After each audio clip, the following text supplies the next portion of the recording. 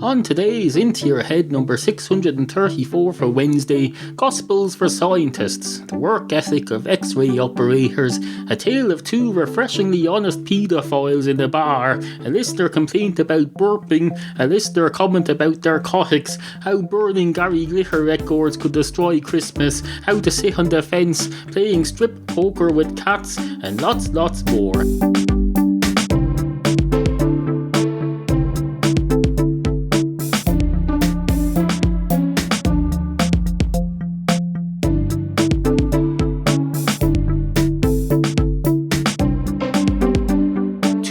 Paedophiles walk into a bar.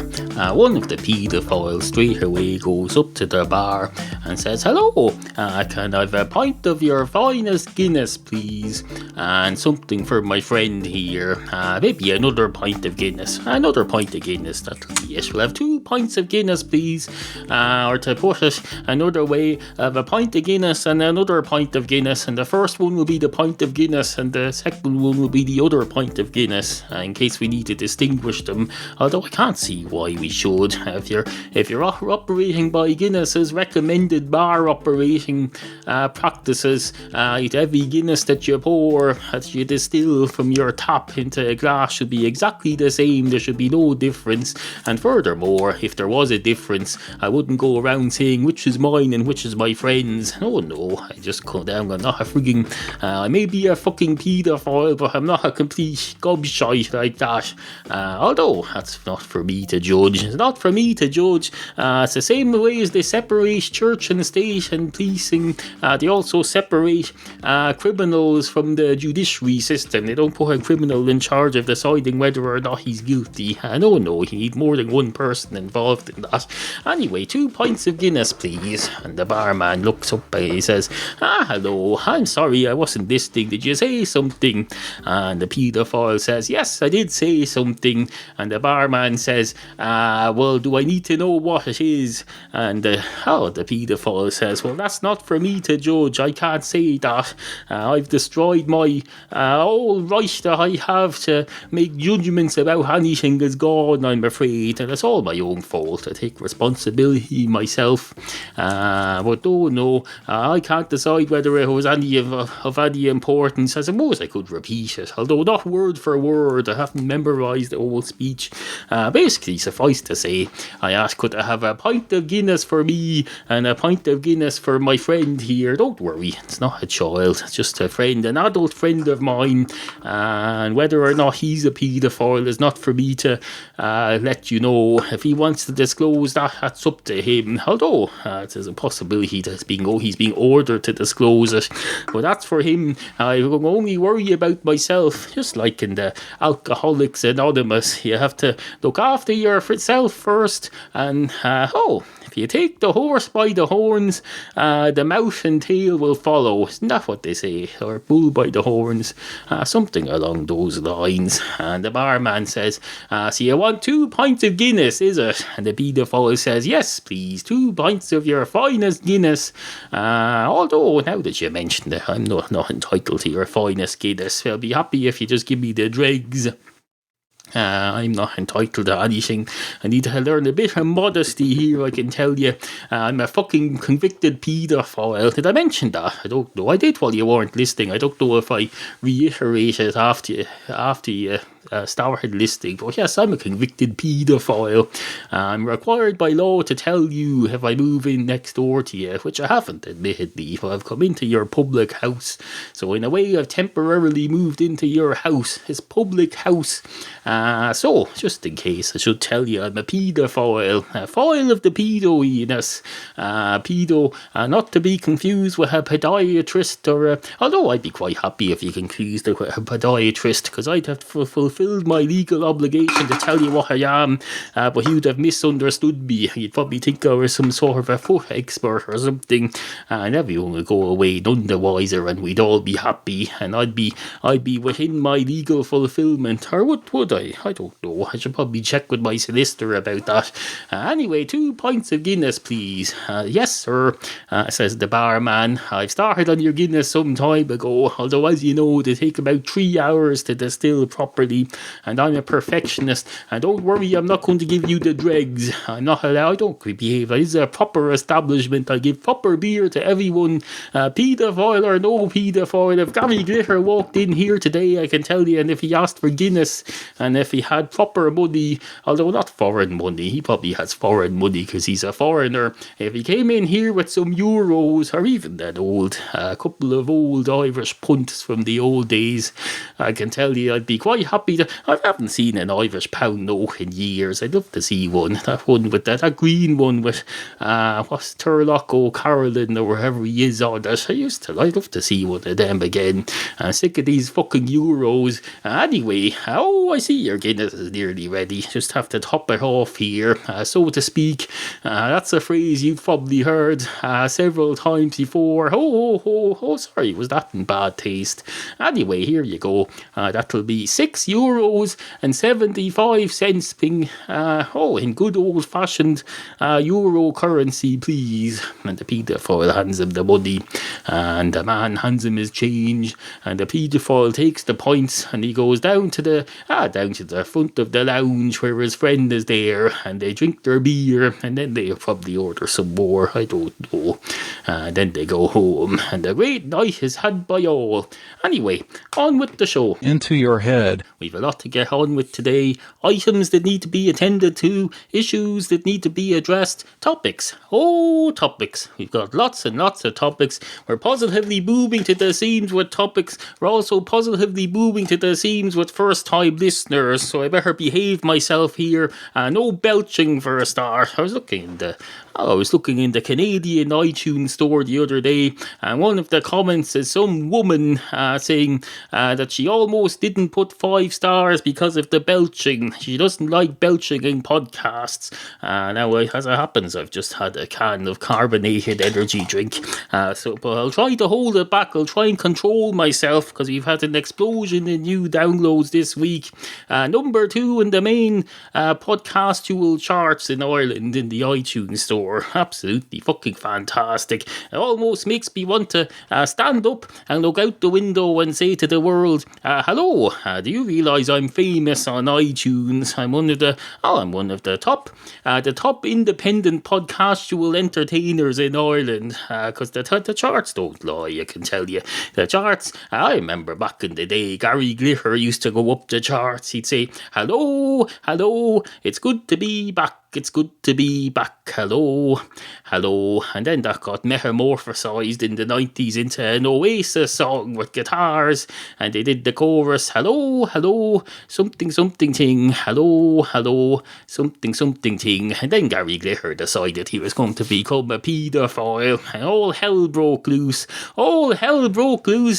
People went out burning records like there's no tomorrow, and of course if you burn a record, first thing that happens, ironically, is that noxious fumes come up out of your chimney, go up into the sky, and go up, and basically they poison Santa Claus up in the sky. Santa Claus comes along in his sleigh on the coldest day of the year, and he gets knocked out, basically, not by the fumes themselves, but the fume and the smoke, they freeze halfway up, and it's basically the same effect as if that mythical thing where commercial aeroplanes supposedly drop waste from their toilet onto people and it freezes and it hits their head. That's a myth. But this thing about the noxious fumes hitting Santa Claus, that's not a myth.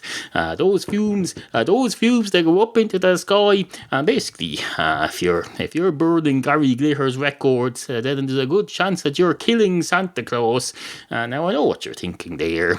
You're thinking, I don't believe in Santa Claus. Well, that's okay. Santa Claus believes in you. He just doesn't like you, which is understandable, seeing as how you're doing your level best to kill him. If you had your way, he wouldn't exist at all. If you all go around, you're seeing enough Christmas specials now to know that anyone who doesn't believe in Santa Claus is causing Santa Claus to not exist, or to exist to less an extent that he does. So you're basically a murderer, going around murdering. You might as well go over to Nazareth or wherever it is and find the baby Jesus Jesus and chop his head off with an axe if you're going to behave like that. Hello to all my new Irish listeners, by the way, in Holy Catholic Ireland. Sorry about that. I don't usually get down this route. I usually do more respectable stuff. But no, it's all unplanned, so I can't predict what's going to happen here. What's going to happen here? There's a message from a listener who's had recent surgery. Laughter plus recent surgery equals pain equals more narcotics. Therefore, into your head equals narcotics. Now, I want to disassociate myself from that comment, listener. I have none of that crap coming in at me. I'm not responsible for doling out narcotics. Although admittedly, I did just recently send a listener a big box of energy drinks in a box. American Customs held it for about a week. They said, hello, you paid for airmail for this, but we're going to stick it in customs for half a year while we decide what to do with it. We'll decide, do we need to frigging attach labels to this? Do we need to open it up and have a look at what's in it? Do we need to Xray it? I'm all for X-raying things if it hurries the process up. But if it takes you 3 days to beam a bit of light at something, then I can tell you there's something wrong. Something wrong with your head, or something wrong with your attitude, your work attitude. You've got a bad attitude. That's what you have. It's surprising, seeing as how it's American customs we're dealing with. Americans love to go on about how they work more than anyone else. They take less days off than anyone else. People over here take more days off because we get the job done quicker. Byro is my dog. That's interesting. One listener is distracting me while I'm trying to record. I'm trying to record the next episode and you're distracting me with your comments about the previous ones. Go away out of that. You're causing the death and destruction of this episode of Into Your Head. Although in a way you're not. You're not really. This is a bonus episode. I've already made today's episode, a Halloween one, but I put her out early to satiate you. Anyway, where are we? 5 minutes and 58 seconds, and we've barely got going. On with the show. Now, I know what you're thinking there, and you'd be largely right about that, I can tell you. Largely right, although don't get a big swelled head, because I only said largely right. To be largely right, you just have to be 50.0001% correct. You could be wrong about everything else. You could say, hello, my name's Peter, I listen to Into Your Head. I'm also a 3-headed dinosaur, and I live in a sewer. That could be largely right. Substantially right, but still, no, doesn't mean you're completely right about everything. I can tell you, 2 rights cancel each other out. If I remember my mathematics correctly, 2 positives cancel each other out. They don't make a negative, admittedly, although if you put 2 negatives together you get a positive. So if you have 4 rights, that's 4 pluses. So you have they probably make to 1 right. I don't know much about rights. I didn't pay much attention in religious class. You have last rites, and you have marital rites, and you have what else do you have? You have the christening and the communion and all these other sacraments and rites. They're called rites, R-I-T-E-S. I don't know why I'm waving my harmonica around here. I think I was expecting this to be a musical segment of sorts, but no, I can't see myself doing a musical segment on my harmonica about religious rites and ceremonies. Although, why not? They play music in churches, so we'll have a go with it. Let's see.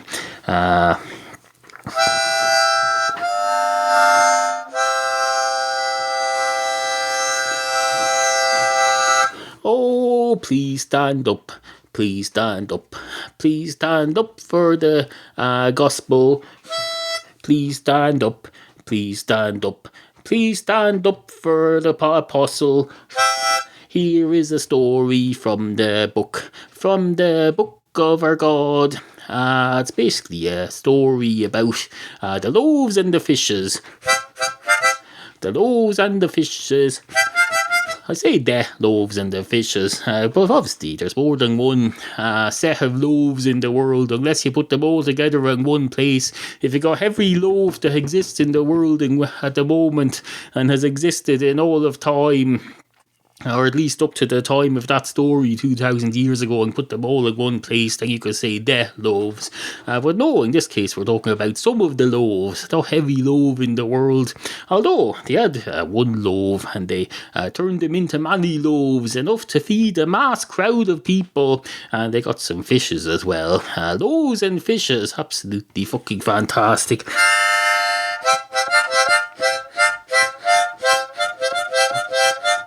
Anyway, this is the word of the Lord. The response is, thanks be to God. Thanks be to God. Please sit down now. I'm going to do some stuff with bread, although not magical stuff, because I'm not God. I'm just a fictional priest in a song depicting a rite. Is the gospel a rite? I don't know. It's certainly a ceremony that you go through every week if you go to Mass, as one of the finest religious ceremonies in the world. Basically every day they go up in the middle of the Mass every week, and the priest gets out his book and he says, we're going to read you a story. Any other places are there in the world where you could go? You could turn up every day and you say, here's a story. It was written by the fellow who created this universe. I can tell you, Professor Stephen Hawking doesn't get to do that. He doesn't go into work and say, hello, I feel like a story. Can we have something by Plato or someone? I don't know, something about the universe. And tell you, even if he could do that, he'd be sadly disappointed because he gets some reading of some old scientific theory from thousands of years ago that's being long disproven and were replaced by new theories. They'd probably read him something about how the world is definitely flat. That'd be very unsatisfying. No, I'd much prefer the stories they read at Mass.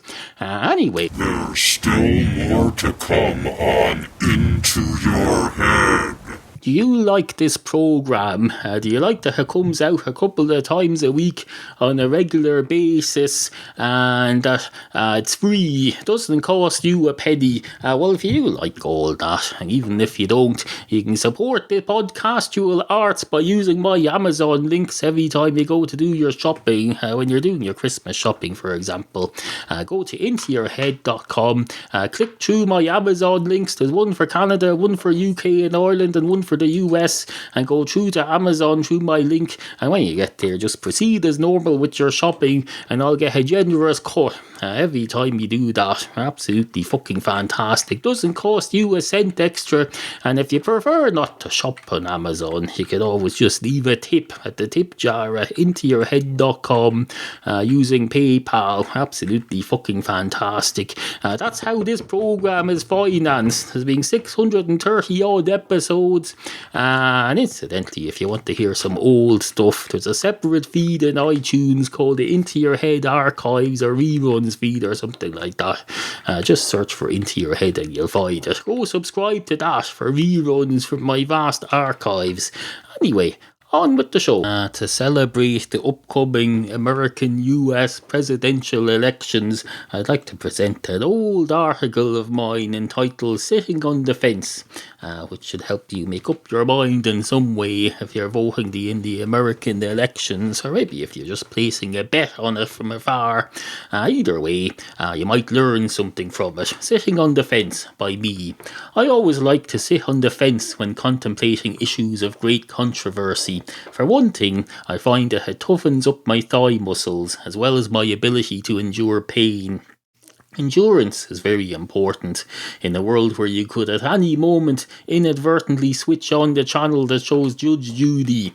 Anyway, it seems to me that there are two sides to everything. I discovered this to my cost yesterday morning when I got out of the wrong side of my bed, which I now know has two sides. The window was open at the time, and I fell out of it and landed on the fence in a sitting position, and that's how all this started. Recently, my country had a referendum on whether or not it should be illegal to steal things from sweet shops. We're a rather old-fashioned and conservative nation, so everybody voted yes. But anyway, while we were all debating the issue in the run-up to polling day, I agreed to take part in a televised debate in which I represented both sides of the argument. It was rather tiring, running from one podium to the other every time I switched sides to argue against myself, but apart from that it went fine, thanks for asking. I successfully argued that anybody who pilfers a fizzy cola bottle should be hung, drawn and quartered. Then I rang over to the other side of the stage and criticised myself for being an extremist. I suggested that rather than fighting the crime, we should fight the causes of crime and examine why people feel the need to take fizzy cola bottles from their fellow human beings in the first place. After that, I rushed back to my original seat and attacked myself for being a ninny, saying that this was political correctness gone mad. The audience applauded warmly. They love it when you show up the other side as being a complete idiot.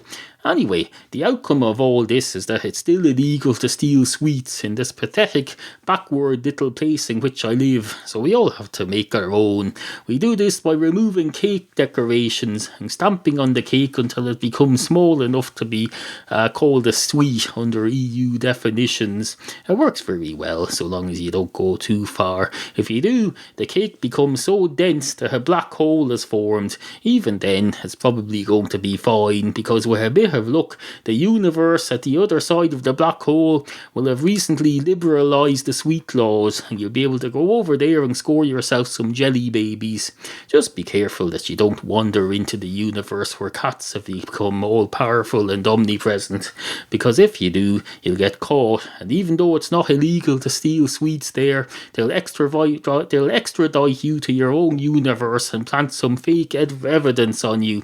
They won't mean any harm by it. Cats are just being playful with you when you do that. I myself once had a cat who liked to play drinking games with me. Strip poker was his particular favourite, but he always lost instantly because he didn't have any clothes to begin with. Cats don't like to wear clothes. They find them very restricting, particularly when they're trying to pee. Dogs, on the other hand, love to dress up in fancy outfits, but don't give them anything that you might want to wear again, because they'll get dog hairs and crumbs all over you, and you'll have to take it to the dry cleaners, and you might accidentally leave a €50 note in the shirt pocket and it'll get destroyed in the cleaning process, and then you'll be €50 short for the rest of the week, and you won't be able to afford any popcorn when you go to the cinema, and you'll be starving by the time you get home so much that you'll eat the mouldy bread that's in the cupboard beside the damp patch where you spat a few days ago when you couldn't get to the spit bucket in time, and you'll get food poisoning and then up sharing a hospital ward with someone who isn't afraid to steal sweets, and then you'll have to testify in court or possibly on the Judge Judy show, and you'll be a national celebrity, and you won't ever have any privacy again, at least for 3 days and during reruns, and you'll become a pale shadow of your former self who hangs around in bars waiting for the price of beer to collapse. And let me tell you, you'll be waiting a hell of a long time given the current economic climate. Don't say I didn't warn you. You're listening to Into Your Head, hosted by Neal. Absolutely fantastic.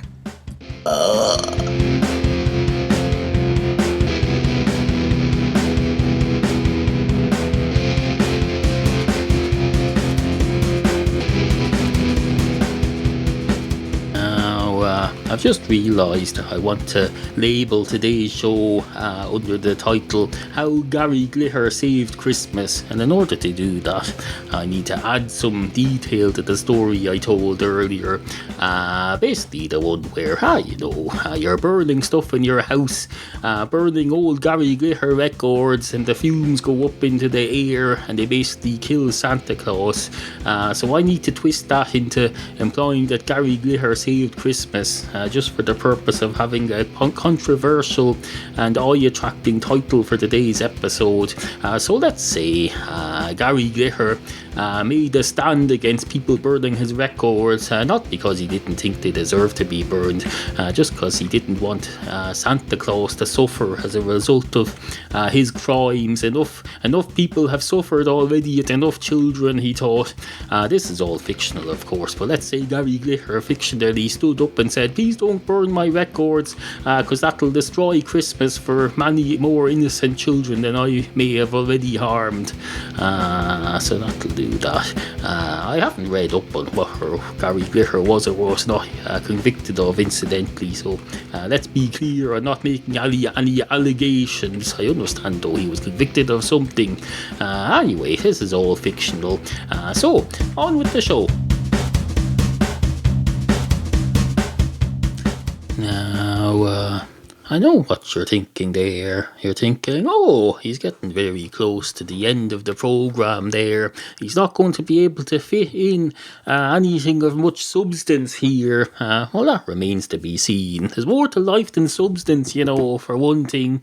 If you were to remove all the substance from the universe, you'd see still left with stuff. You'd be left with a vacuum. In fact, you'd be left with a fine vacuum, because if all the substance is gone, that leaves more vacuum. So by removing substances, ironically, you're increasing the amount of vacuum, so you're making more stuff. If you consider vacuum to be stuff, I know not everyone does, but let's face it, you're not a scientist, and neither am I. So some respect for the wiser folk among you, the likes of Professor Stephen Hawking, for example. Professor Stephen Hawking knows all about stuff.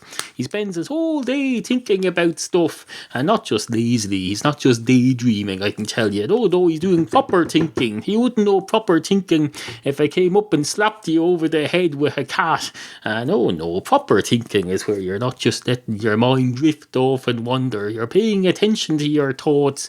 You're paying attention to every minute piece of crap that floats through your brain and trying to see if you can make diamonds out of it. And some of us can make diamonds out of crap and others can't, I can tell you. The Earth, for example, the Earth can make diamonds out of crap. If I understand the process directly, if you took a crap in your back garden today and then came back in a couple of billion years, you'd find diamonds lying there, unless you've got some rather dishonest people in your neighbourhood, in which case it will probably be gone, as would your house. Houses don't last billions of years, I hate to tell you. Just because you have a mortgage on it for 35 years, that doesn't mean it's going to be there forever. There's going to come a time when that house isn't there. And in fact, if you come back in a couple of billion years, now that I think about it, the sun's going to be gone or turned into a diamond itself or something. So no, nothing remains the same. That's what you have to... Oh, sorry about that, Canadian listener. I didn't mean to belch there. It was completely accidental. As I say, I had a can of energy drink earlier. I'm surprised that my belch is only coming now. I finished this at least an hour ago. Absolutely. It's a slow burner, as they call it. €1 can of energy drink from a discount store. A slow burner, they should call it a slow burner. That probably wouldn't be considered good marketing. You have to call energy drinks things like death skull, blow your brains out, this will kill you, or something like that, and put a skull on it. You can't call it slow burner. You might as well just call it this is for old ladies who like cats. It's basically tea. No. Don't get me started on the Monster Energy tea again, for Christ's sake. Anyway, good morning. Email us at studio@intoyourhead.com. Help support this free podcast. Go to intoyourhead.com/tipjar. Sit, Kofi, sit. Good cat. intoyourhead.com.